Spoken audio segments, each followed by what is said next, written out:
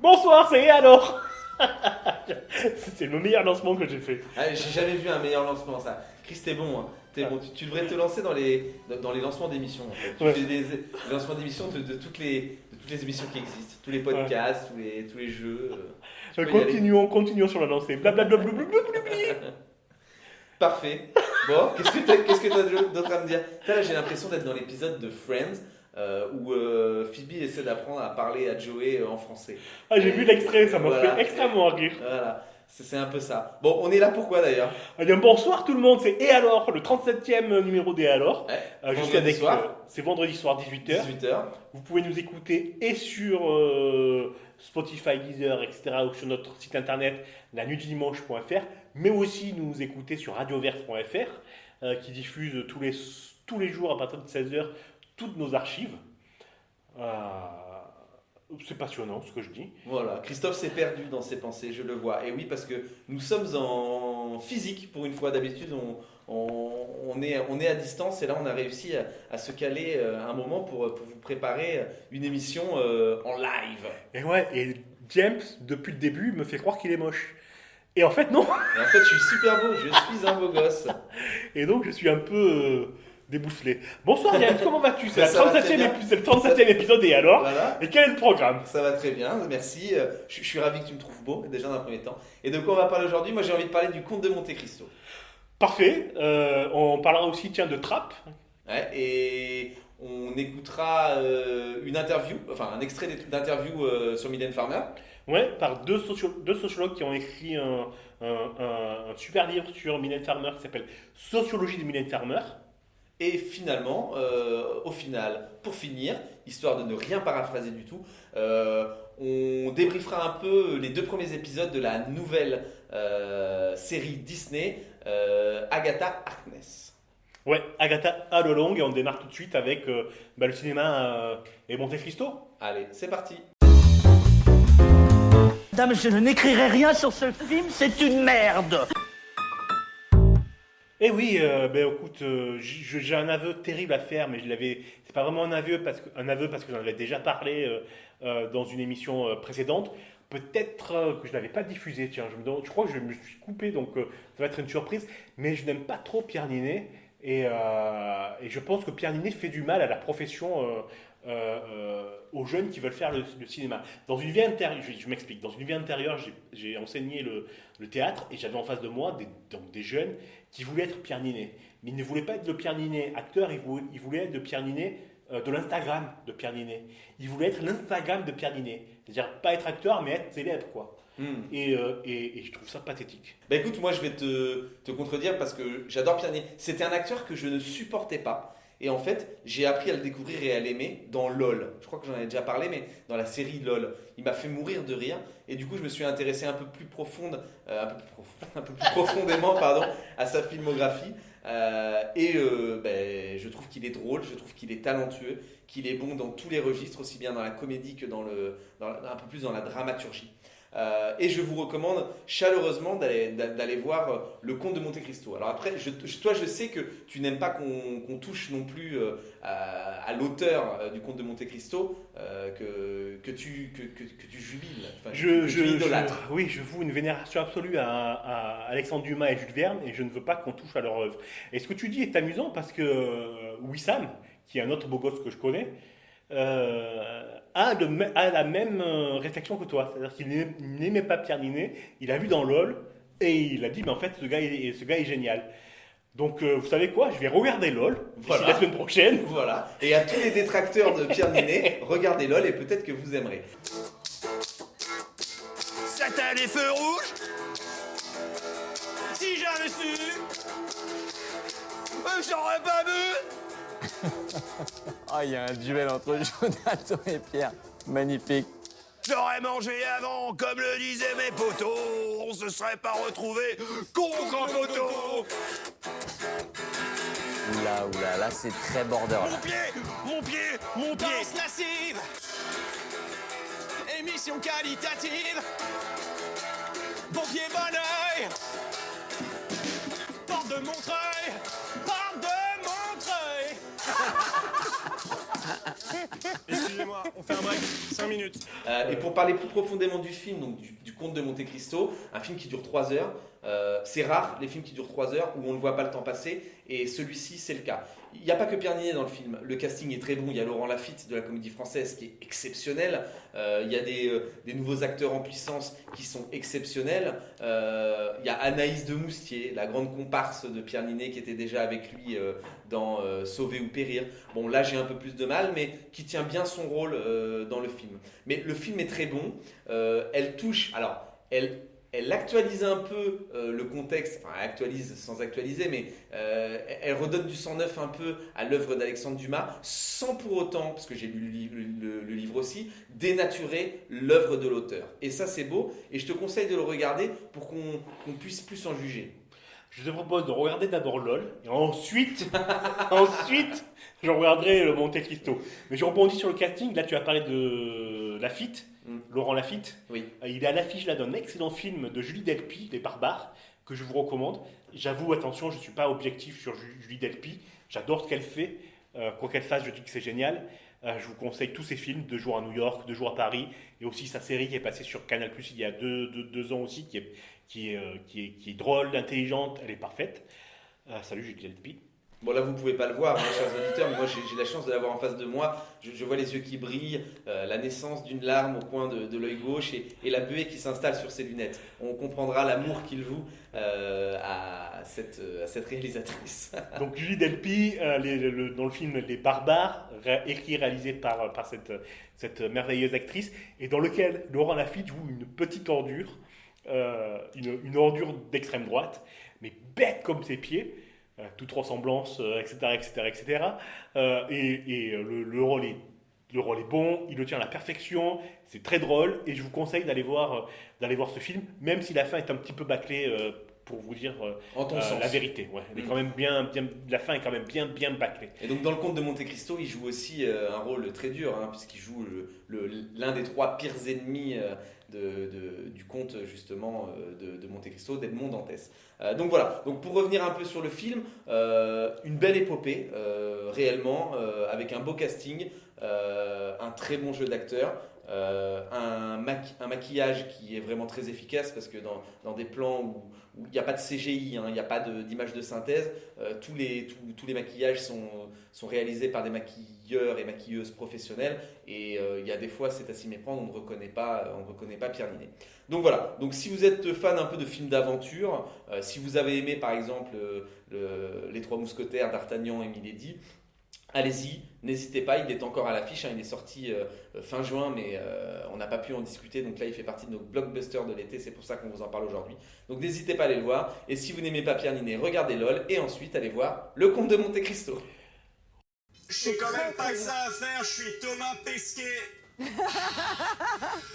Du coup j'y vais. Oh non, putain le trousseau. Elle m'a mis toutes les clés cette conne.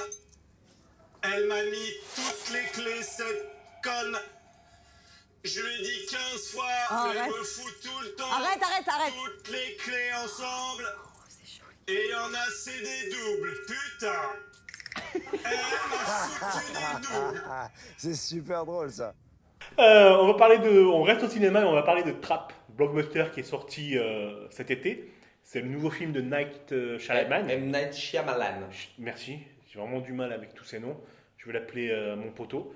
Donc, C'est le dernier film de ton poteau, du coup. mon poteau, Trap, qui a eu des petits mauvais scores au box-office récemment et qui s'est refait une santé avec ce bon film. Moi, j'ai bien aimé ce film. Moi, je comparerais, on en a parlé la semaine dernière, on a parlé de Tim Burton et du retour de l'efficacité et du retour de la patte du réalisateur Tim Burton avec Beetlejuice. Et ben moi, je comparerais Trap à ce film,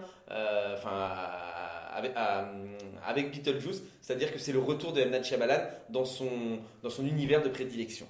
Ouais, exactement. C'est très très bien dit, c'est tout à fait ça. C'est-à-dire qu'il est, il n'y a pas d'artifice, c'est tout simple et on est happé par cette aventure. En gros, c'est un serial killer qui est en cours de se faire attraper et on le suit pendant tout le film pour voir comment il va s'échapper du piège de l'excellent piège tendu par la police et par une psychologue qui apparaît comme redoutable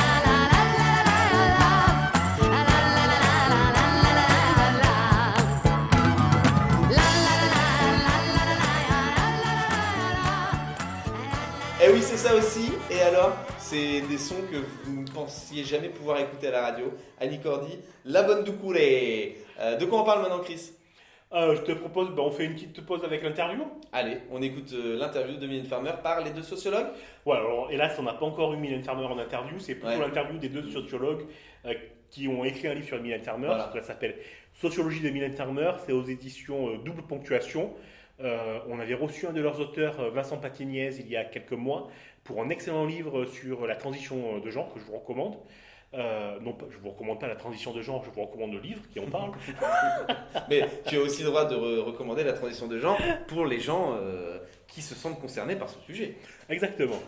Et maintenant, on écoute l'extrait d'interview qui paraîtra la semaine prochaine en complet. Voilà, et juste un petit message avant, Mylène Farmer, si vous nous écoutez, n'hésitez pas, on vous reçoit en interview quand vous voulez pour débattre autour de ce livre, si vous l'avez lu, et de votre immense carrière. Allez, le message est passé, on écoute l'interview. Appelle-moi.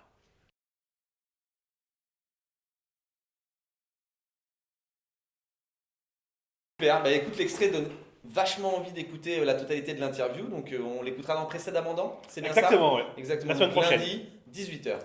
Plutôt mardi. Plutôt mardi. Ah, tu changes les jours comme ça, toi tu perturbes les auditeurs, t'aimes Ouais, bien. parce que je voudrais que ça coïncide avec les dernières dates de ces concerts. Ah, il est fort, ça marche, ok.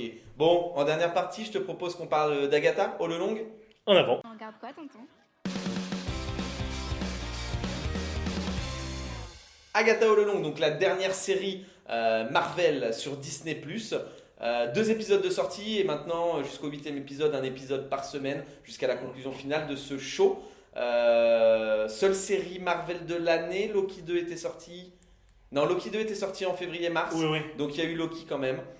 Donc deuxième série de l'année. Qu'en as-tu pensé de ces 2 premiers épisodes? Moi j'ai vu que le premier, essaye de pas trop me spoiler, mais un peu si tu veux.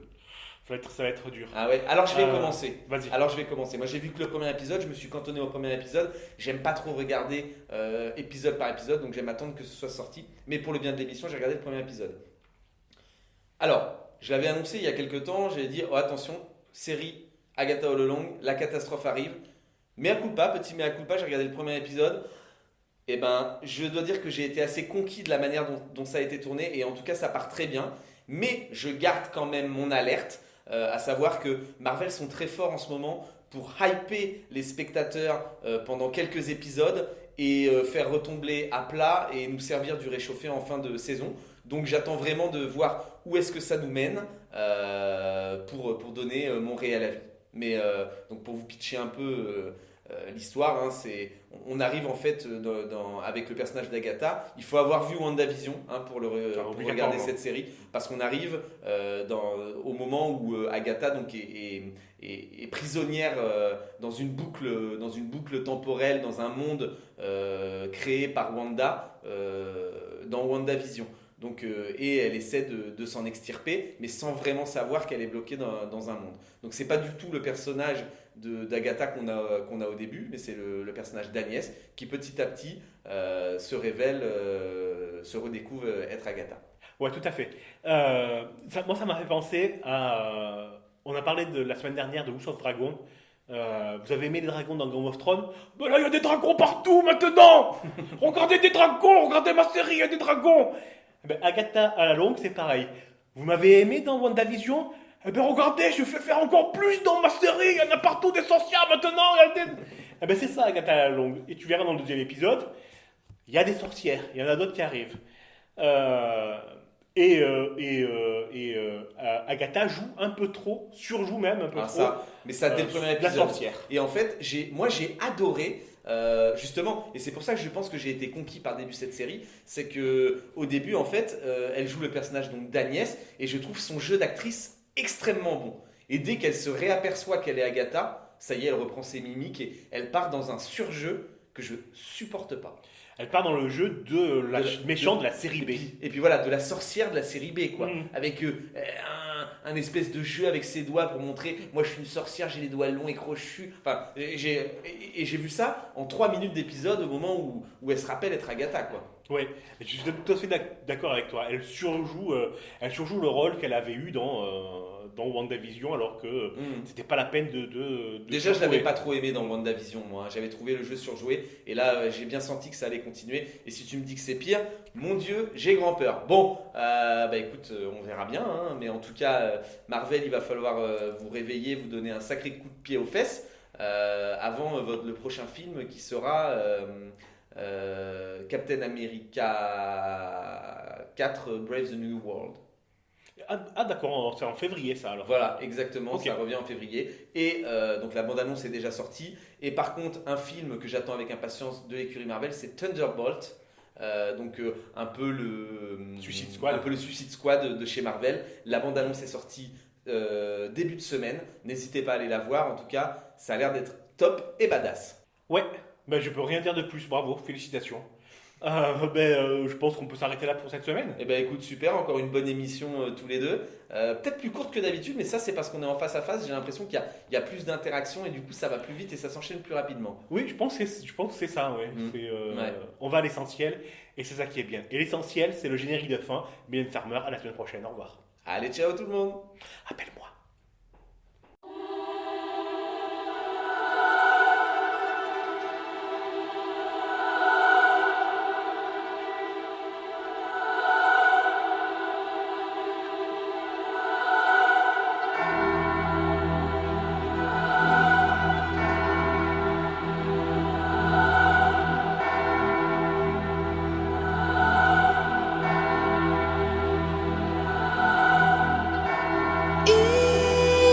Imagine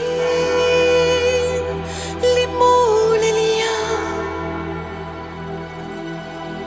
juste nous, plus la lente agonie du monde, lettre d'adieu, vague d'amour.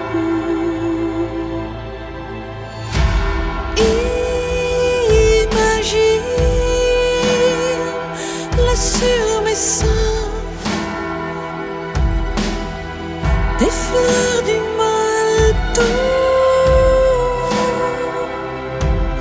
tout pour s'unir et pour toujours m'ensevelir dans tes débauches d'amour, dans les jardins de Vienne.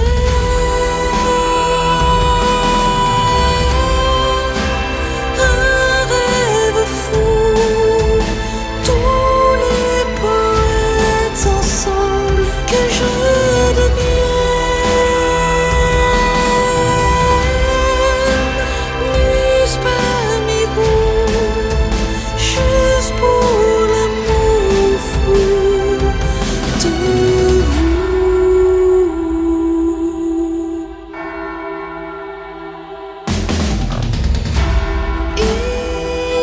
Imagine le creux des reins, à genoux, et plus jamais, de jamais plus, reviens plus fou, reviens tous les jours.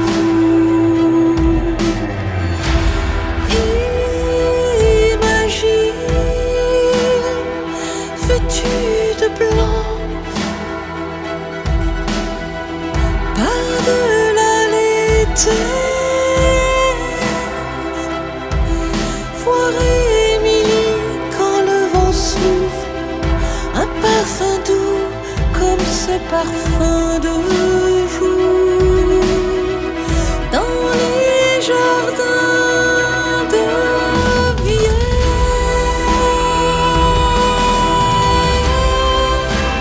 Un rêve fou, tous les poètes ensemble, que je devienne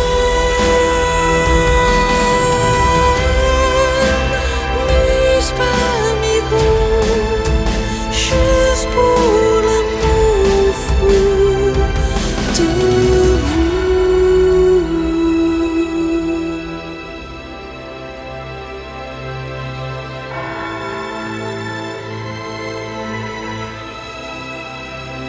jardin de vie, un rêve fou, tous les poètes s'en sont debout.